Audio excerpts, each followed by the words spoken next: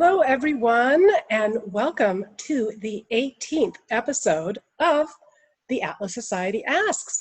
Today, we are joined by Emily Ekins of Cato. I am so excited. I've been waiting for this for weeks. Before I even get into introducing Emily, by now, guys, you know what to do, right? Just type your questions into the Q&A box on Zoom, or just type them in on the Facebook stream. Very easy. Please try to make them short. But Emily is an incredible scholar. She is a research fellow, director of polling at the Cato Institute. She recently published a much quoted national representative survey that found that 62% of Americans fear sharing their political views. She frequently shares her research on NPR, Fox, C-SPAN, to name a few. Her work has been cited in multiple publications: New York Times, Washington Post, Wall Street Journal, and many others. She has also published in-depth studies on free speech, regulation, and policing. So Emily, welcome again. Thank you so much for joining us. Thank you for having me. So, I had been long aware of Emily's work, but she really landed on my radar thanks to the chairman of the Board of Trustees of the Atlas Society, Jay LaPere, who is also a board member at Cato. And he tipped me off on some research that at the time Emily was still working on, in which she measured she found a way, and I want to dig into this, and we're also going to show some of the charts from her work. She was able to measure, with a series of questions, people that were more motivated by compassion, that compassion was a high value for them, and then others she was able to identify in terms of resentment of high achievers. And then took a look at a couple of different policies and statements. And in some cases, she found that the compassion and the resentment, they were kind of going in the same direction.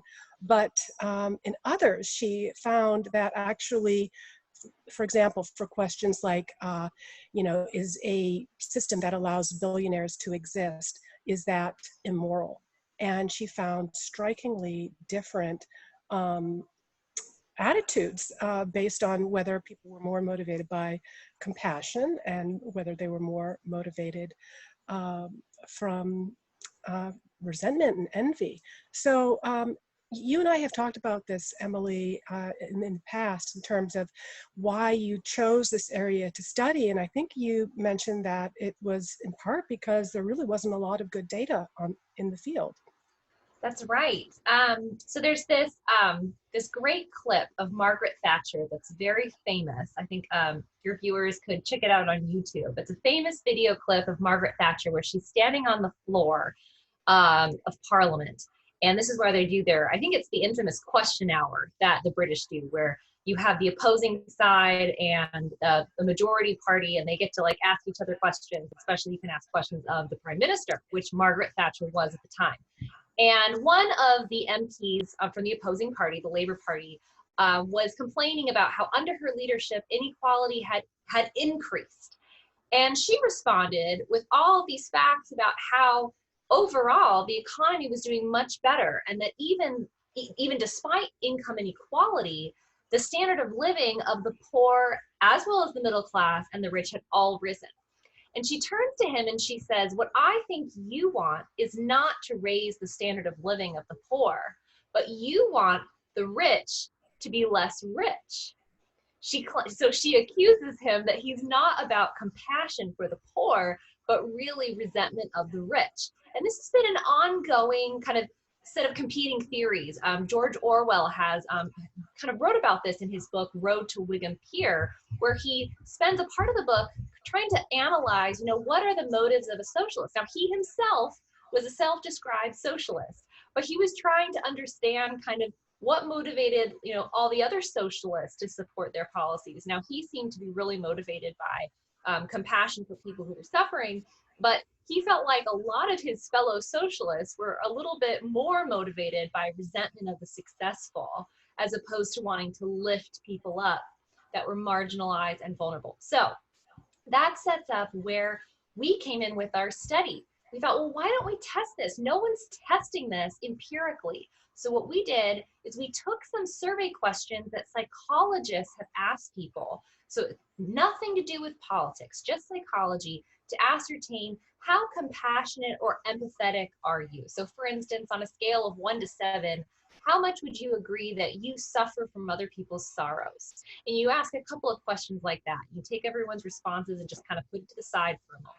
Then we found another battery of questions that gets at envy, particularly envy of kind of high achievers or successful people. So one of those questions would be, I think successful people need to be brought down a peg or two, even if they've done nothing wrong. So do you agree or disagree with that on, say, a scale of 1 to 7? So you ask a couple of questions similar to that.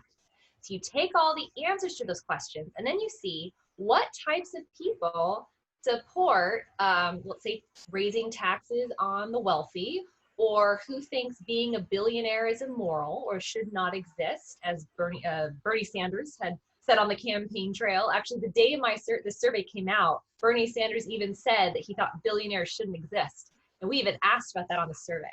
So what we were able to find is, which of these, let's have a contest. Which of these two theories, compassion or envy, better explain or predict what people think about billionaires and income inequality? And so here's what we found. When it comes to attitudes towards billionaires, envy and resentment is far more predictive of attitudes towards billionaires than is compassion. I'm going to put that, ask to have that screen put up so that people can take a look at it as she's talking to it, because it's really striking. Yeah, so these are some statistical tests that we ran to be able to test this using regression analysis. Yes, there we go. Yep. You see that the blue line is resentment of high achievers. So you could call that envy. And then the red line is compassion for the needy. So that's our compassion measure. And what you see is that blue line goes up and is steeper than the red line. In fact, the red line is even going downwards on that question about, is it immoral for our system to allow billionaires? So what this means, so what does all this mean? What it means is that if someone is telling you that they think billionaires are immoral and should not exist, what's their motive? Well, we don't know exactly, right? We can't psychoanalyze everybody. But what this does suggest is that more often than not, that attitude is more likely to be driven by envy rather than compassion. And I think that that is an important distinction to for us to identify and to discuss, because is that really a good motive for public policy? Probably not. Now, that does not mean that support for other policies like raising taxes on the wealthy is just the result of envy. That one actually seems to be predicted by both set of emotions. And so if someone says, I want to raise taxes on wealthy people, chances are it could be a little bit of both, or it's one or it's the other, but compassion does play a role there. I'm not sure if you're interested in showing that graph between capitalism and socialism. If we have that. Yeah, let's see, guys, do we have, let's show the next slide that we had. I'm not sure it's the right one. So I'll just tell you a little bit as we're getting that to go. So what about socialism? What about capitalism? Oh, so this is about raising tax rates. And this is what I said earlier, is that compassion and envy both predict support for raising taxes on people earning more than $200,000 a year, raising top marginal tax rates, as Representative Alexandria Ocasio-Cortez had suggested in a media interview, and it got a lot of attention, so we asked about that. And then just flat out, just wealth redistribution. The way the question was asked, do you support taking wealth from the rich and giving it to the poor? So that's different than income redistribution. Wealth redistribution is taking money that someone has saved and then taking that. And you see here that compassion is more related to taxing income, particularly top rates of income, but really envy and resentment seems to be more related. So I think that this just gives us a sense of the different emotions that are at work when we're talking about these policy issues. Okay, we can stop the share now. Gremlins, my gremlins. Well, I think it's really astounding, and I'm a huge Cato fan. I used to work at Cato long before you were even there. You're probably still in school. But what we do at the Atlas Society, we are a philosophy think tank. We focus a lot on morality and on values, and that includes like calling out envy when it may be at work, particularly with regards to hatred of the successful, hatred of the rich. And that was a huge theme in Ayn Rand's work. So you had, but we didn't have the slide for it, but you were going to mention something about attitudes for socialism. Yeah. Yes. So I think that's really important because people are talking a lot about socialism these days. In the past, socialism was a dirty word, but now it's kind of become in vogue again. In part because of literally in vogue again. Yes, yeah, Bernie Sanders is talking about it a lot, saying, why can't we be more like Sweden, with his implication being that Sweden is socialist, but the Prime Minister of Sweden has said repeatedly, they're not socialists. He's like, we're not socialists. We are a free market economy. Please stop describing us that way. And he's right. On economic freedom indices, they have a great deal of economic freedom, particularly when it comes to regulation, setting up businesses, those sorts of things. But getting back to how people think about socialism and capitalism, what's going on there? Is this more about compassion, more about resentment? Is it, or envy, or is it both? Here's what we found. It might surprise you. We found that attitudes towards socialism was equally predicted by envy and also compassion. And the way I interpret that data is to suggest that when someone says that they like socialism, they think that we should go in a socialist direction, perhaps because they like what Bernie Sanders is saying, we can't really tell what the motive is. It could be that they're really compassionate for the vulnerable and the needy, and they feel like socialism is the way to help them, although many people could argue that it does not. That's their motive. Others might be driven more by resentment and envy. We don't know. And it could be that it's a mix of both. The data that we have can't really disentangle which it is. But when it comes towards hostility towards capitalism, that's where you see a big difference in which envy and resentment seems to be the primary predictor behind animosity towards capitalism, whereas compassion is far less related. So if you hear someone that's saying, I want to take care of the poor, I think this government program is the way to do it, chances are it's about compassion. But if they're talking about how much they dislike capitalism and the millionaires and the billionaires, and talking about the problems of that nature, chances are envy has a little bit more to do with it. And I think, like I said earlier, it's worth us as a society having a conversation about whether envy is the right motive to structure public policy. I think that's brilliant. And, the Atlas Society, it sometimes maybe can seem like we're just kind of stuck on envy. And we have done a lot of videos, including humorous videos on envy as a STD, a socially transmitted disease, and recommending Atlas Shrugged as a prophylactic to protect your mind and your spirit against envy. But we also are very interested in free speech and speech in general. Speech as a conveyor of meaning. And so we have two Draw My Lives in the works that are going to be touching on those themes. One, My Name is Free Speech, which is kind of straightforward. But then another one on My Name is Postmodernism, because there's been sort of the whole, and of course our senior scholar, Stephen Hicks, who wrote Explaining Postmodernism, and then also the introduction to our pocket guide to postmodernism. Both of those are available. So in relation to that, and I want to remind everybody, ask Emily questions. Remember, I know a lot of you are also interested in politics and elections. You have got the director of polling from the Cato Institute. So what a wonderful opportunity to get some inside scoops and just also, you know, a sense, a sixth sense, since she's been doing this so long, what are some of the patterns that she may see.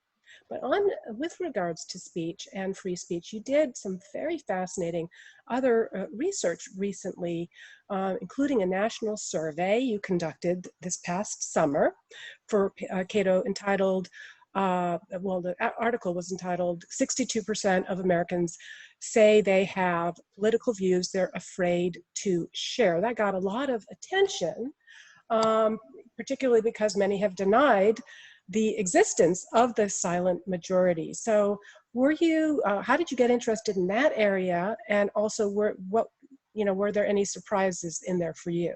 Mhm. Well, originally that question that we asked came from my reading a book called End of Discussion by Mary Catherine Ham and Guy Benson. And I actually sat down with Mary Catherine for lunch one day. I think I talked with Guy too. They were both very helpful. And just kind of asked them, what do you think are the issues that you're most concerned about as it relates to open discourse and speech? And, Mary Catherine really, pointed something out to me. She said she was really concerned about how an environment in which people are getting fired from their jobs for their political ideas, that could result in people self-censoring. And back then she saw that she was observing this before most people were paying attention. She first got worried about this when the former CEO of Mozilla Firefox, Brendan Eich, had been removed in, I think it was 2012, because of a political donation he had made in 2008 in opposition to same-sex marriage in California. And I think a lot of people would disagree with his political view because he was opposing same-sex marriage in California. And she too opposed his view. And Guy Benson is, also opposed as well. But they were concerned that he could have been fired from his job for a political view that the president himself had taken just a couple of years earlier. And so that led them to fear that if people are going to, see others get fired for their political views, maybe that means they're just not going to participate as much. Maybe they're not going to say as much. And so that led to us asking this question. We asked it a couple of years ago, and we asked it again this summer, and we've seen an increase. Now, 62% of Americans say they have political views they're afraid to share because of the political climate these days. And we've seen a particular shift among people who identify as liberal or very liberal becoming more afraid to share what they really think. So I think what you're saying is that part of this cancel culture is what's responsible for seeing such a high number. What's the political and cultural impact of so much of the population self-censoring themselves? Yes, well, I think people will say, well, look, your vote, your vote, which is part of the most important part of a democracy, is secret. It's a private ballot. But I would argue that the democratic process depends on a lot more than just who you vote for on election day. It's about being able to organize with each other, to be able to support causes and candidates, to give donations to candidates and causes that you agree with, to be able to talk about it and try to convince one another.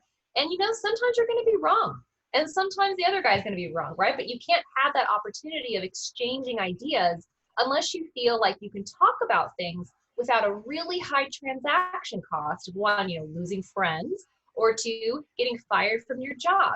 Now, that doesn't mean that there aren't certain ideas that people would say, that's beyond the pale, that should be marginalized. But what's happening now is many, many people are saying, rather innocuous and mundane things are finding themselves getting in trouble. Take, for instance, this data analyst, David Shore, who worked for a progressive polling and data analytics firm. So they work for the Democrats.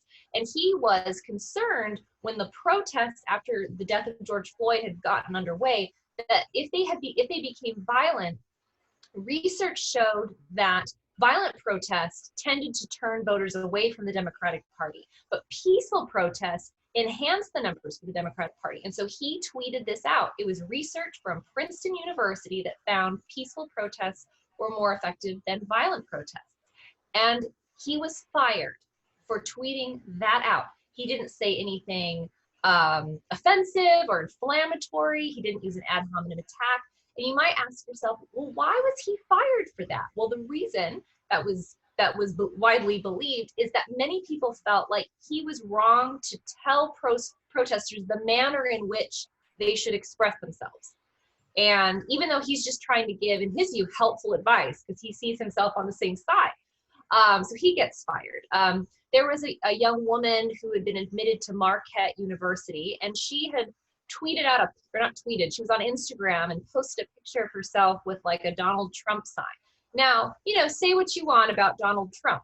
But what was surprising is that she received a call from the admissions office saying that her admittance, which had already had happened, she'd paid money, she'd been, registered for her classes, had like enrolled and everything. Her admittance was now in jeopardy because of that picture. That's, her support for Donald Trump. And I think a lot of people say, even if you don't agree with what these people are saying, that it seems a little bit beyond what is reasonable to fire people from their jobs, kick them out of universities. Now, to be fair, she was not denied admittance. I think after there was a lot of media criticism towards Marquette, they basically told her that she was still admitted to the school. But these types of things are drawing the boundary lines where, rank and file people, they just want to live their lives. They want to be happy. They don't want to be ostracized and humiliated and lose their jobs. So what they notice, it only takes a couple of people. They see what got people in trouble, and they say, okay, those are the boundary lines.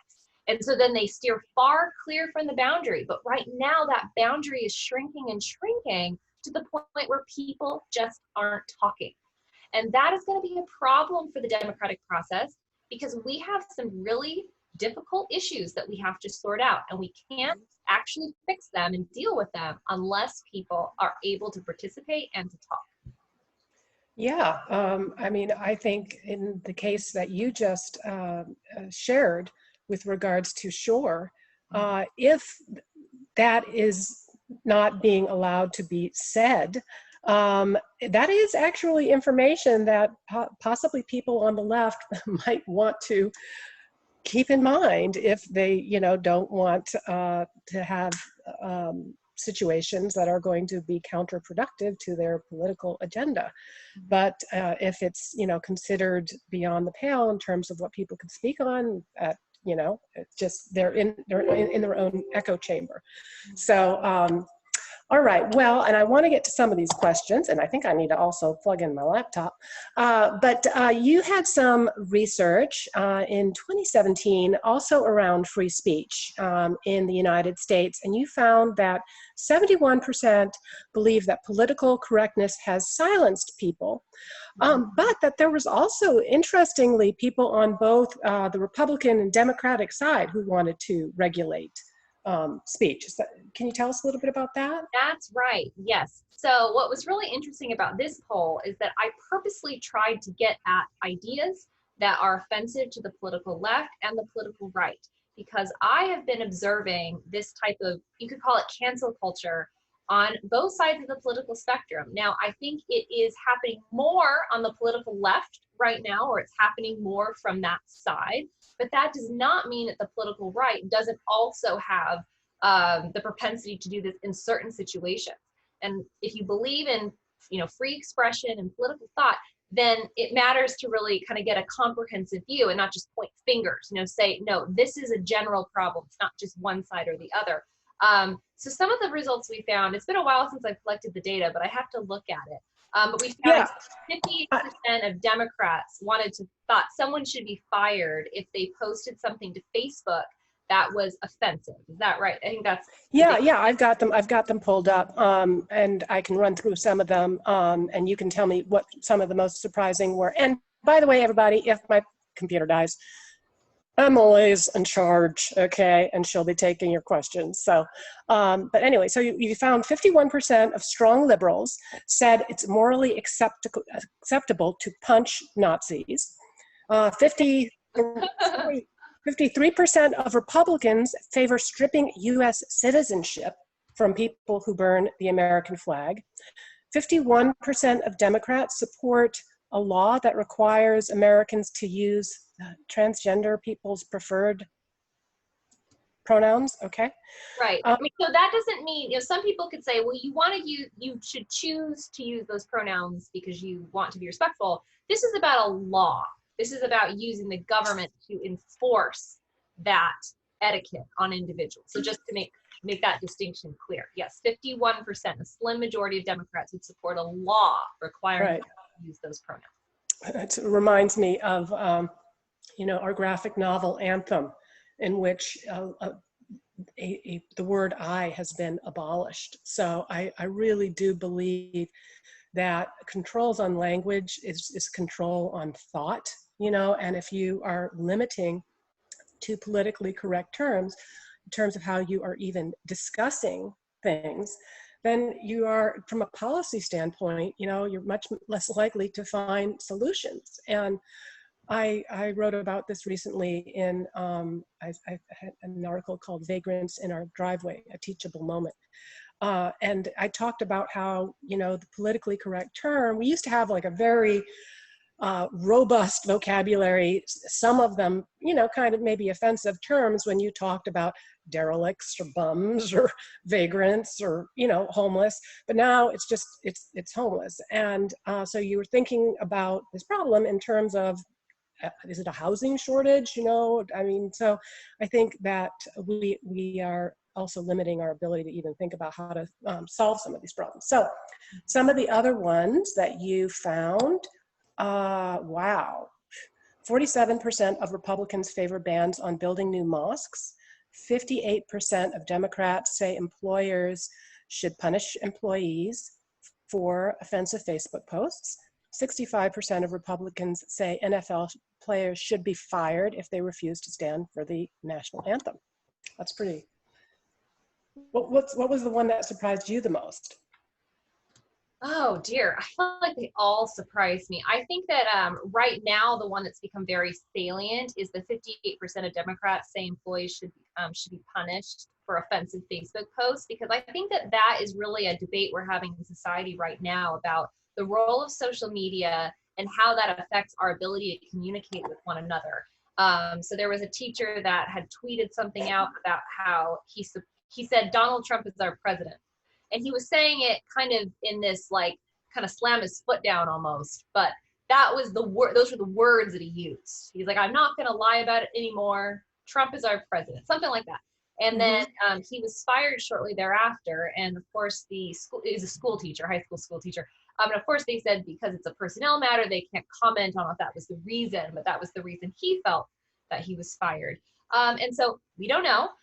But there have been so many people getting in trouble for things that they've posted to Facebook. There was this, I think a Palestinian immigrant had started a catering business in Minnesota, and it was thriving and doing really well, and he felt like he was living the American dream.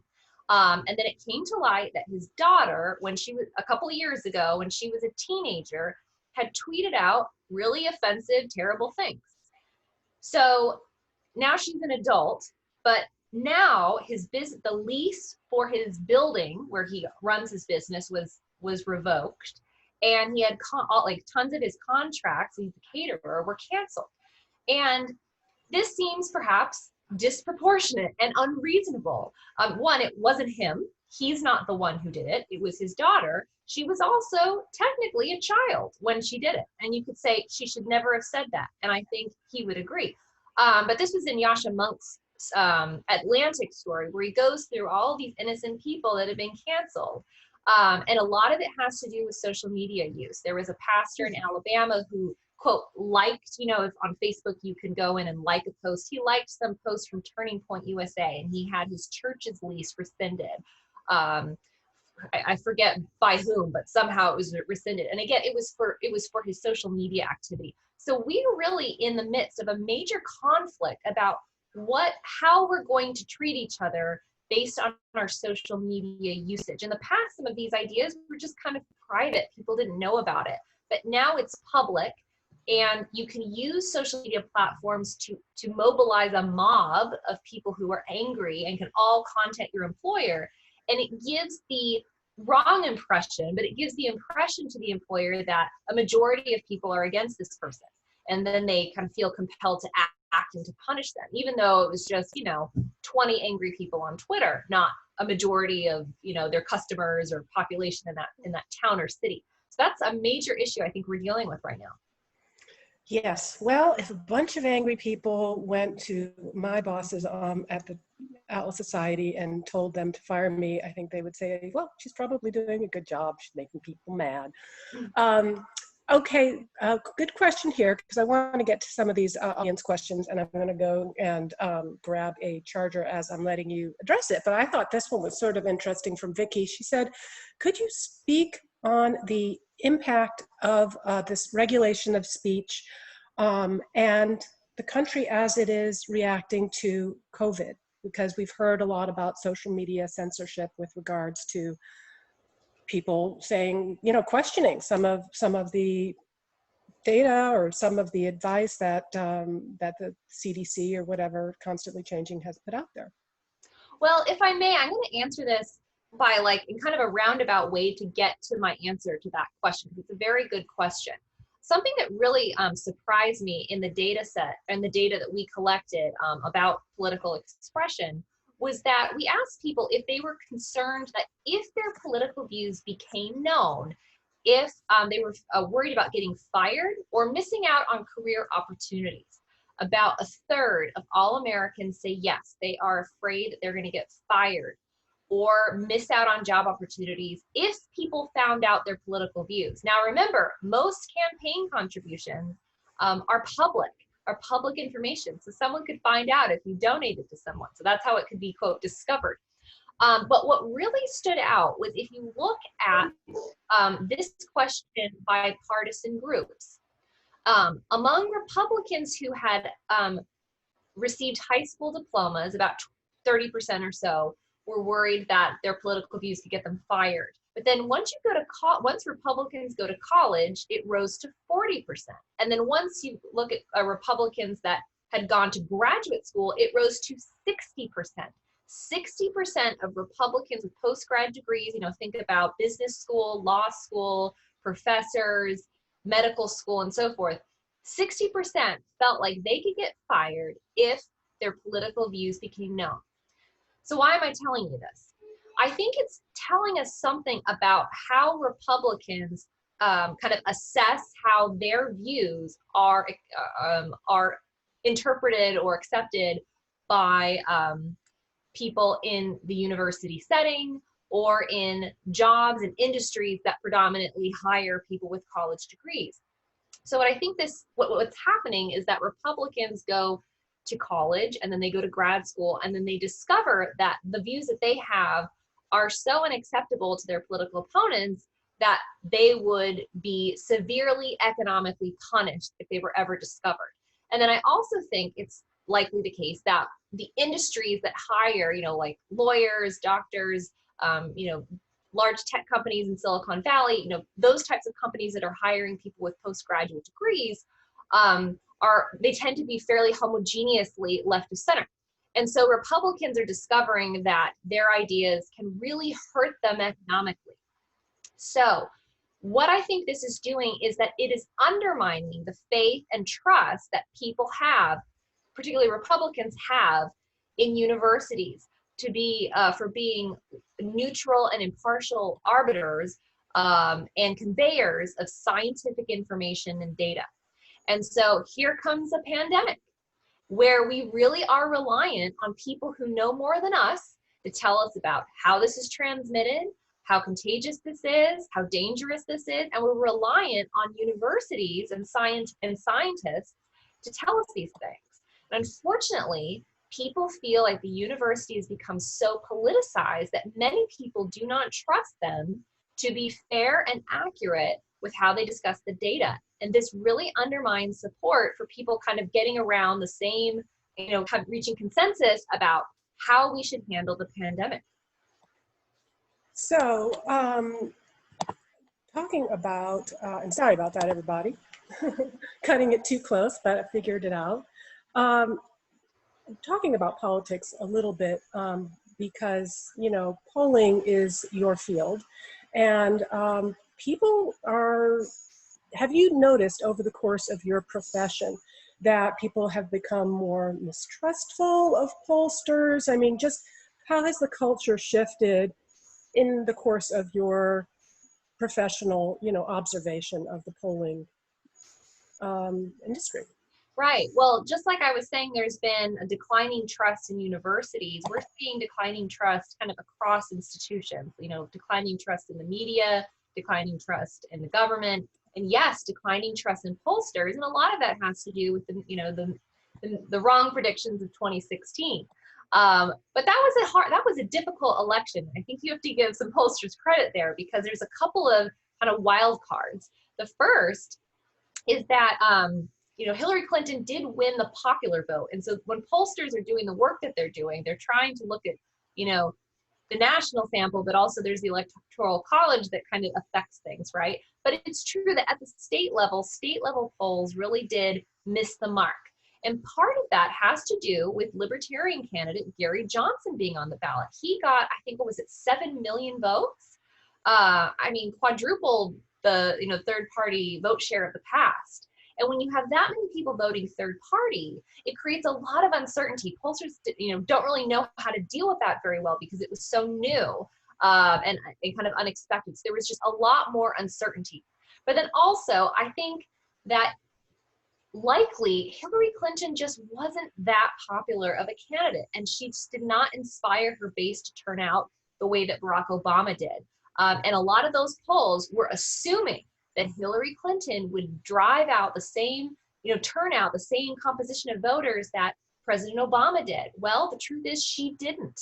She just didn't get them to the polls. And so for, those reasons and a couple of others, the polls just misfired that year at the state level. And so this year, I think they're trying to be a lot more careful, but who knows? A lot of people are concerned that voters aren't being honest with pollsters and who they're going to vote for, given the toxic environment right now. And so some people feel like the polls have inflated support for Joe Biden because people are afraid to admit to voting for Trump. But I actually have a little bit of a criticism of that, in that a lot of these polls are conducted online. Where you're not having to tell someone who you're going to vote for. You're just clicking a button. So I'm a little bit less certain how much people are, if they're lying to pollsters. I don't know why you would lie if you're just lying to the computer. It's possible. That is a good point. There might be something a little, kind of nihilistic or whatever. People get angry at institutions and they feel kind of powerless and they just want to just make some mischief. But so when you look at, what are the polls politically that you look at that you think are a little bit more, I don't know, that you have more confidence in, and what do you think about, how much confidence should we have in the current presidential polling? Well, so I really like 538's rating of the pollsters. Nate Silver is the editor-in-chief over there, and I have a lot of respect for him as being kind of an impartial user of data. And he and his group have gone through and rated pollsters based on how well their polling actually predicted election outcomes. So there's really a test for pollsters, right? At the end of the day, there's a way to have a test and see, were you right or were you not right? And so they're able to estimate, some pollsters have what they call a house effect, like a Democratic house effect. Others might have a Republican house effect. And so what they do is they, rate how good the pollster is. They tell you if there's like a little bit of a bias one way or the other. But I think the right way to look at polls is to not look at just one poll about the horse race between Trump and Biden. But I think it's better to look at a set of polls, particularly over the course of a week. If you've got several polls showing a change in who's winning, is it Biden or Biden's been ahead like the whole time. But if there's going to be a narrowing of the gap, you really want to get a couple of polls over the course of a week before you say, okay, there's been a change between Trump and Biden. Okay, we've got another question here. Today, the Kentucky Attorney General announced charges against one officer in the Breonna Taylor case, and I believe you have done some polling on policing. Have you seen big shifts in this past year on attitudes towards the police? Or is it just that a particular group has gotten more vocal? Well, we definitely are seeing changes in attitudes towards the police as it was in regards to this question about when these things happen with the police that, seem to have been like, it seems as though the police have done something wrong. Is this just a couple of bad apples out there, or is this reflective of a systemic problem? And so a couple of years ago, when pollsters started asking that question, most people said, these are just a couple of bad apples out there that are doing the wrong thing, but they're not, it's not like a systemic problem in which, we could say that police aren't being held to the proper standard in their training and in their behavior so that we avoid this kind of behavior from happening often. So that's flipped. Now we have most Americans who believe that the police have a systemic problem, particularly as it comes to their treatment of Black Americans in the country. So that has shifted. But despite that, most Americans like the police, they have favorable attitudes towards them, and they don't want to defund the police as many activists have been, suggesting that we should. And so I think people are making kind of they're kind of reaching a nuanced conclusion in which they like the police, they agree about what they want the police to do, but they worry that the police are not being trained properly. So we found this in our polling. We found that people feel like they're not being taught how to de-escalate situations very well, and that they're worried that they're not being held accountable. And so for that reason, we actually asked about some reforms that several of the scholars at the Cato Institute, where I work, reforms that they believe could really help bring more accountability into policing. So, for instance, a lot of police unions actually get to decide as part of their police contracts how you hold officers accountable when something goes wrong. A lot of people worry, is that really the best way to hold police officers accountable if the union is the one deciding how you discipline an officer who has behaved improperly? Well, we found most people oppose that. They don't think unions should get a say in how you hold officers accountable. And we also found support for a policy of ending a policy or practice called qualified immunity.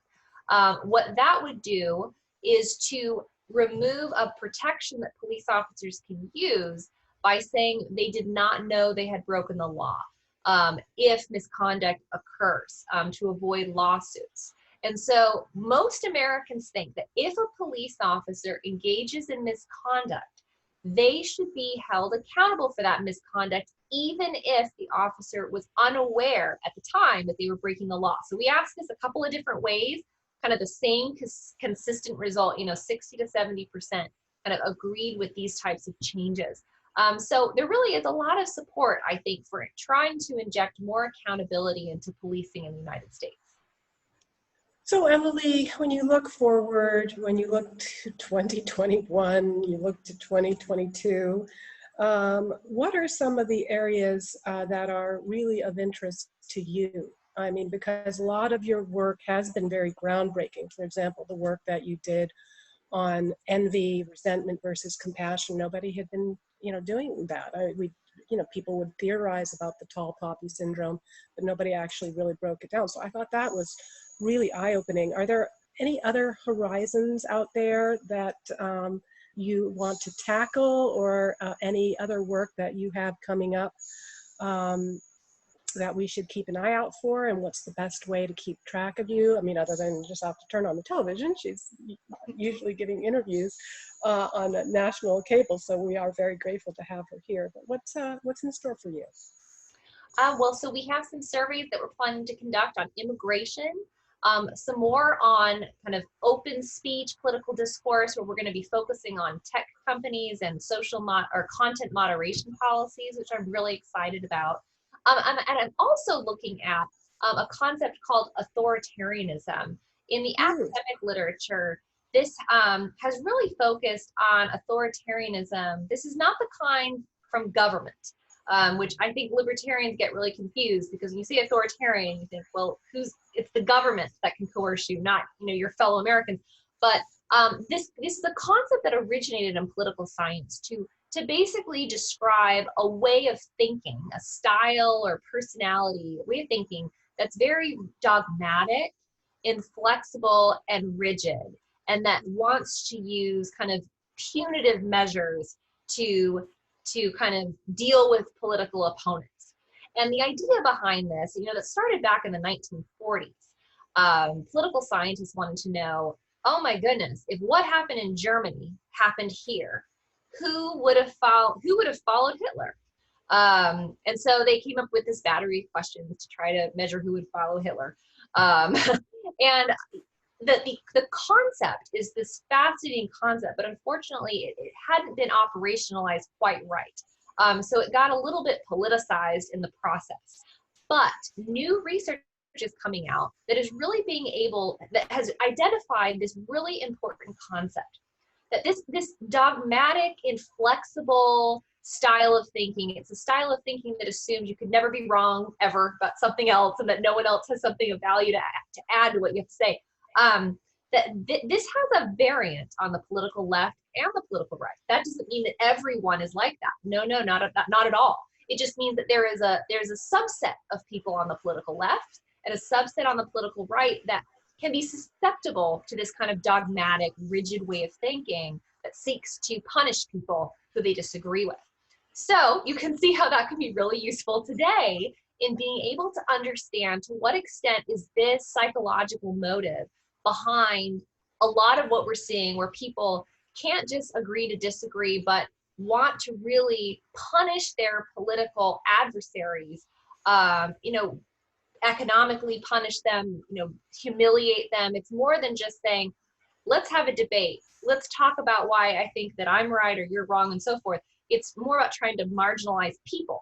And so I really want to study this concept, understand, why is it on the rise? Pandemics can play a role here. We know that pandemics can increase authoritarianism, but also what can calm it down?